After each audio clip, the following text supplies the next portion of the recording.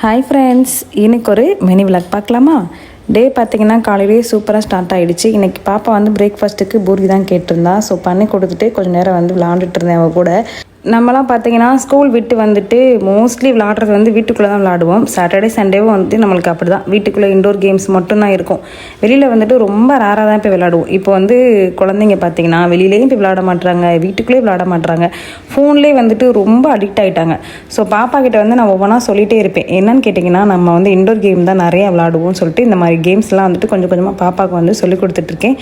அவளுமே நல்லாயிருக்குன்னு சொல்லிட்டு விளாண்டுட்டு இருக்கா. 2 days விளாக் தான் வந்துட்டு உங்களோட ஷேர் பண்ணியிருக்கேன். இப்போ வந்து மதுரையில் தான் இருக்கோம். தம்பி வந்துட்டு பைக் வாங்கணும்னு ரொம்ப நாள் ஆசை. தம்பியை பொறுத்த வரைக்கும் அவனுக்காக எதுவுமே இது வரைக்கும் வந்துட்டு வாங்கினது கிடையாது. அது மாதிரி இது வேணும் அது வேணும்னு சொல்லிட்டு வீட்டில் வந்து ரொம்ப ப்ரெஷர் பண்ண மாட்டான், எனக்கு வாங்கி கொடுங்க அப்படின்னு சொல்லிட்டு. அவன் முதல்ல விருப்பப்பட்டு ஆசைப்பட்டு கேட்டது வந்து இந்த பைக் மட்டும்தான். அது அவனோட சொந்த காசில் அவனோட உழைப்பில் வாங்கியிருக்கான். ரொம்ப வந்துட்டு எங்களுக்கு ஹாப்பியாக இருக்குது. இப்போ நியூவாக பார்த்திங்கன்னா நிறையா மாடல் வந்து பைக்ஸில் வந்திருக்கு. இருந்தாலும் தம்பிக்கு வந்து இந்த புல்லட் வாங்கணும்னு சொல்லிட்டு ரொம்ப நாள் ஆசை. ஸோ அவன் நினச்ச மாதிரி வந்துட்டு புல்லட் வாங்கிட்டான். ஆல்ரெடி அப்பாவோட எக்ஸில் தான் வந்து நானும் தங்கச்சி கிண்டல் பண்ணிட்டு இருப்போம். எங்கள் வீட்டில் வந்து இதான் புல்லட்டு, அப்பா புல்லட் எடுத்துகிட்டு வாங்க அப்படின்னு தான் சொல்லுவோம். எங்கள் வீட்லேயும் ஒரு புல்லட் வந்து வந்திருக்குன்றப்ப எங்களுக்கு ரொம்ப வந்துட்டு ஹாப்பியாக இருக்குது.